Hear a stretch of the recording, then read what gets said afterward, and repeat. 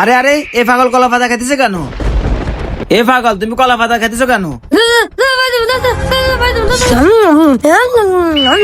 আরে আজকে দেখি পাগল ভাতের খাইতেছে।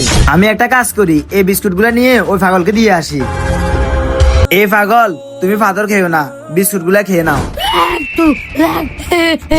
আরে আমি তো এই পাগলটাকে বিস্কুট দিয়েছিলাম, তাহলে দৌড়ে ফালা গেল কেন? এই যে ভাই, ওখানে একটা পাগল আছে না, আমি তাকে বিস্কুট গুলা দিলাম, সে ভয়ে পালিয়ে গেল কেন? ভাই আপনি এই ব্যাপারটা নিয়ে মসজিদের ইমামের সাথে কথা বলুন। ঠিক আছে ভাই। আসসালামু আলাইকুম ইমাম সাহেব। ওয়ালাইকুম আসসালাম। ইমাম সাহেব, এই রাস্তার পাশে একটা পাগল বসে বসে পাতা খাইতেছে আর ফাতর খাইতেছে। এটা তো আমরা সবাই জানি। ইমাম সাহেব, আজকে আমি তাকে বিস্কুট দিতে গেছিলাম, সে আমাকে থেকে ভয়ে পালিয়ে গেল। আরে তুমি ওকে খাবার কেন দিছো? ও তো একটা গুনাহগার।